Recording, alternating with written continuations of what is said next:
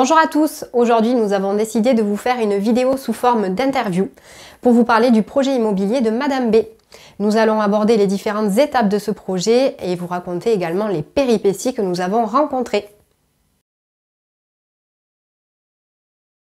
Oui, alors il y a quelques mois, j'avais fait le point avec mon expert comptable qui nous avait conseillé d'acheter un bien en location et le mettre en meublé. Donc on en a parlé avec mon mari et on s'est assez rapidement décidé pour faire ça.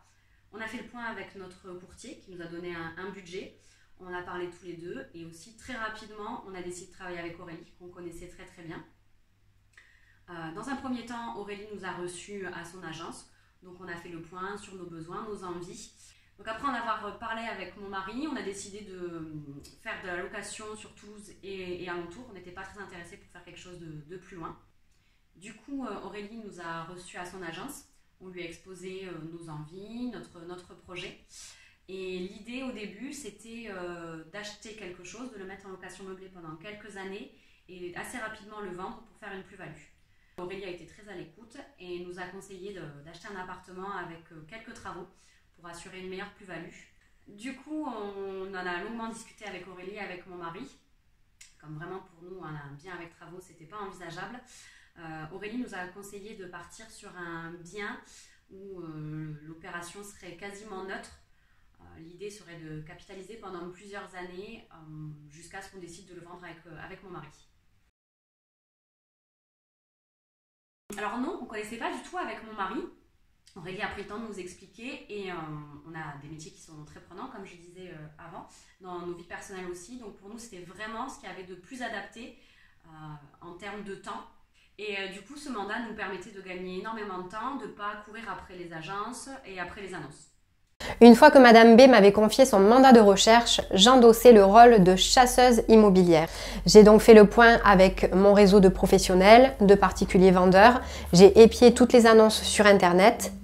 Et à l'issue de mes recherches, j'avais 3 appartements à proposer à Madame B pour lesquels j'avais également préparé des tableaux de rentabilité. Donc un premier appartement aux Arènes que nous avions nous-mêmes en vente à l'agence, un second appartement dans le secteur de Bonnefoy qui était lui mis en vente par une autre agence et un dernier appartement sur Croix-Daurade qui était également mis en vente par une autre agence. J'ai donc organisé les visites avec mes confrères afin que la cliente puisse se faire une idée des projets. Alors après ces 3 visites, on est retourné à l'agence d'Aurélie qui nous avait fait un tableau de rentabilité des 3 biens. On a décidé de partir sur le bien qui était à Croix-Daurade. C'était pas forcément le plus rentable, mais pour nous, c'était déjà un choix du cœur parce que c'est un quartier vraiment qu'on affectionne. Et en plus de ça, cet appartement était le moins cher des 3. Du coup, ça nous permettait d'avoir des mensualités un peu plus basses. Vous avez donc formulé une offre d'achat sur l'appartement de Croix-Daurade. C'était donc mon confrère qui détenait un mandat de vente et avec qui nous avions mis en place une délégation. L'offre a été rapidement acceptée par le vendeur, c'était donc une vente qui commençait bien de prime abord. Mais nous avons vite déchanté. Au fur et à mesure des jours, nous allions de mauvaise surprise en mauvaise surprise. Le bien en question était encore occupé par une locataire avec qui l'agent immobilier avait négocié une rupture conventionnelle de bail, mais à qui il n'avait pas fait signer de documents officiels. Mon confrère ne m'avait pas tenu informé de ce léger détail.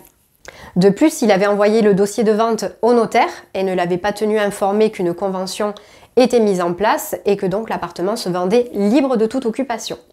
Je courais sans arrêt derrière mon confrère pour qu'il me tienne informé de l'avancée du dossier et une semaine avant la signature du compromis de vente, mon confrère s'est permis de vous appeler, alors que vous n'étiez pas sa cliente, pour vous informer que la locataire souhaitait au final une indemnisation plus importante que ce qui était prévu initialement.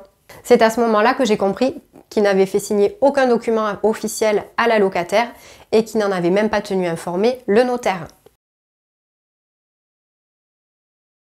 Alors très mal avec mon mari, vraiment ça a été vraiment difficile. On s'est déjà senti trahi de la part de l'autre agence d'avoir donné nos données personnelles. J'ai reçu des mails à 3 h du matin d'une locataire qui me menaçait. Alors que pour nous, on avait fait les choses correctement. Heureusement, Aurélie était là pour nous. D'ailleurs, je la remercie beaucoup parce que c'était en plein mois d'août, elle était en vacances et malgré ça, elle a toujours répondu présente. Donc, suite à ces mails et à ces déconvenues avec l'autre agence, nous, on a décidé de tout stopper. Là, vraiment, pour nous, c'était trop et on s'est rétracté.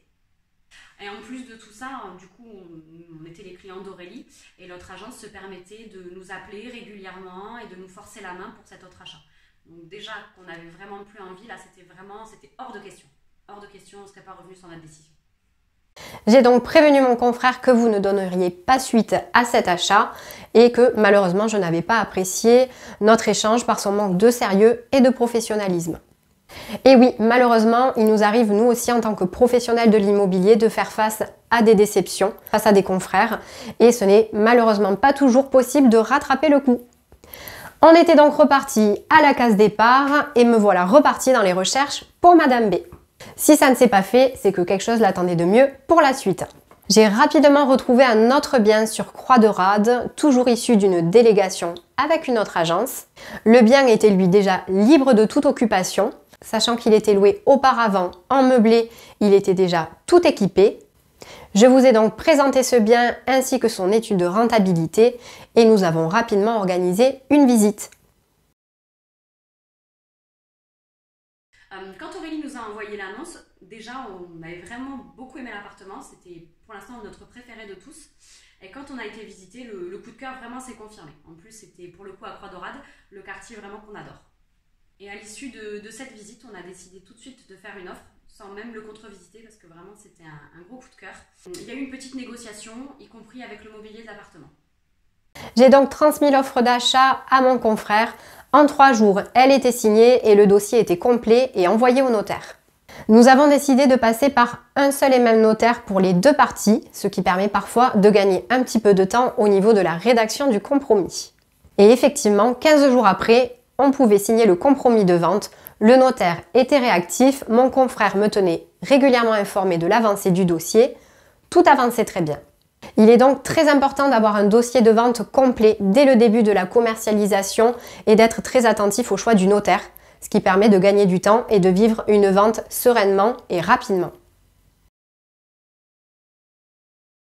Beaucoup plus serein.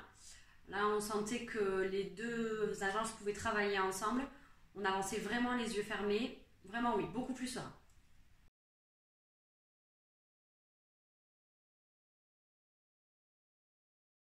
Oui, en effet, il y a plusieurs semaines qui sont passées entre tous ces différents événements. Et le taux avait augmenté de quasiment 1%. Donc ça nous faisait augmenter le crédit de quasiment 40 € tous les mois. Mais bon, on a quand même décidé de conserver cet achat parce que l'opération restait quand même très intéressante. Nous le rappelons assez souvent, mais il est très important de refaire un point régulièrement avec votre banque ou avec votre courtier. Si votre projet est en cours depuis plusieurs semaines, avec l'évolution récente des taux, n'hésitez pas à refaire un point régulièrement pour revérifier votre capacité d'emprunt.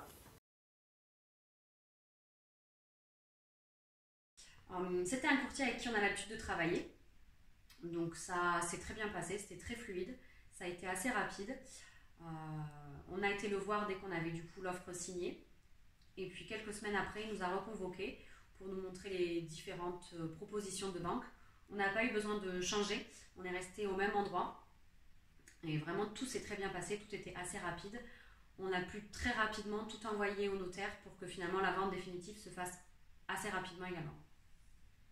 Au final, entre le compromis de vente et la vente définitive, il n'y a eu même pas 3 mois. Lorsque vous avez reçu votre offre de prêt, nous avons organisé la visite pré-acte quelques jours avant l'acte pour aller vérifier que tout était conforme dans l'appartement et nous avons également effectué les relevés de compteur. Oui, on a dû faire assurer l'appartement en tant que propriétaire non occupant. Et la veille de la signature finale, on a fait le point avec le courtier pour vérifier que tous les fonds avaient été envoyés auprès du notaire.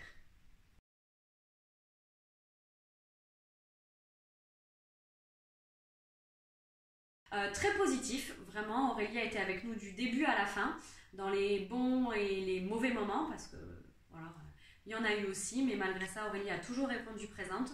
Donc vraiment très satisfaite. Aujourd'hui, on a un appartement qui nous plaît beaucoup. Donc vraiment aucun regret, très satisfait.